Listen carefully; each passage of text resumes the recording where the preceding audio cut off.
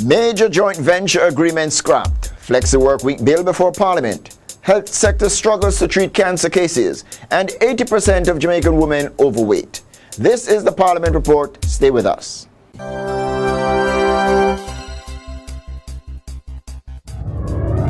A major proposed joint venture agreement between the Factories Corporation of Jamaica and the Sovereign Beijing Consortium to develop the much talked about Caymanas Special Economic Zone has fizzled.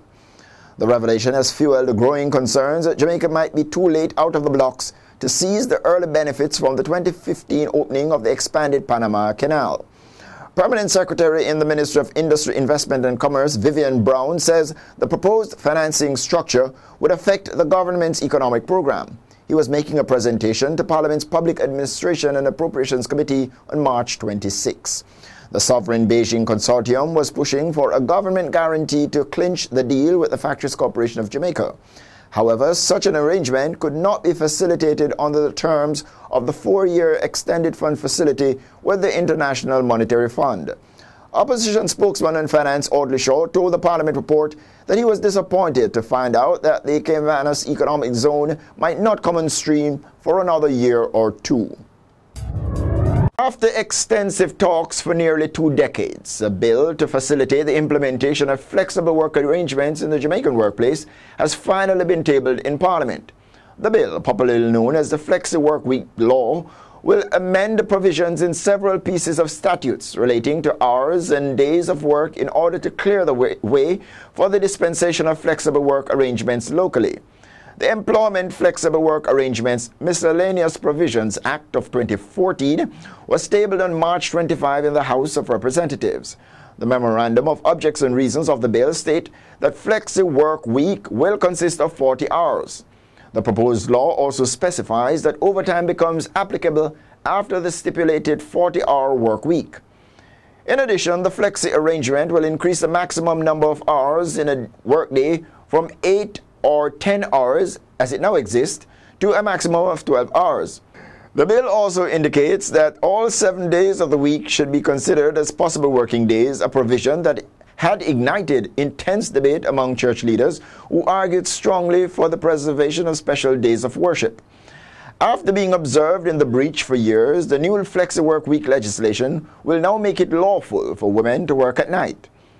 The 1942 Women Employment of Act stipulates that women should not work at night except under certain prescribed conditions. Executive Director of the Bureau of Standards, Jamaica BSJ, Yvonne Hall, says her agency is unable to carry out tests on a vehicle from Japan with higher than normal levels of radiation as it awaits the promulgation of specific legislation.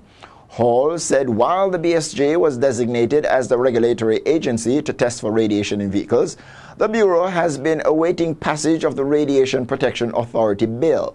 She was responding to a query about vehicles from Japan with elevated levels of radiation from a member of Parliament, Lloyd B. Smith. Smith had asked the BSJ boss to provide an update on the matter during a sitting of the Public Administration and Appropriations Committee on March 26. The legislation has not yet been tabled in Parliament. She explained that officers at the BSJ had already been trained to carry out the radiation tests. Jamaican customs officials recently asked the Ministry of Health and the BSJ to determine if a bus shipped from Japan, which was found to have higher than normal levels of radiation, should be released from the port. The inadequacy of Jamaica's health sector to care for persons with one of the most dreaded critical illnesses, cancer, was exposed on March 25 by a senior government technocrat.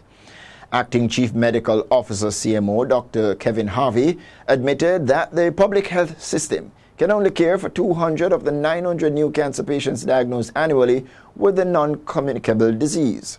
He told members of Parliament's Public Accounts Committee, the PAC, that cancer is posing a serious challenge to the health sector. But Harvey indicated that apart from the 200 new cancer cases dealt with each year, the Kingston Public Hospital also provides continuing treatment to between 600 and 800 cancer patients every year. Permanent Secretary in the Ministry of Health, Dr. Jean Dixon, who along with her senior health staff appeared before the PAC, pointed to a glimmer of hope for cancer patients. She said as part of the proposed Center of Excellence for Treating Cancer, The government plans to procure 2 therapeutic pieces of equipment which are advanced technology over the cobalt now used to treat cancer. And finally, in the Parliament report, Chief Medical Officer in the Ministry of Health, Dr. Kevin Harvey, is calling for lifestyle changes among Jamaicans. He says 80% of Jamaican women are overweight. Dr. Harvey advised that obesity is one of the main causative factors for breast and colon cancers. He also highlighted excessive use of alcohol and poor physical activity as contributory factors to cancer.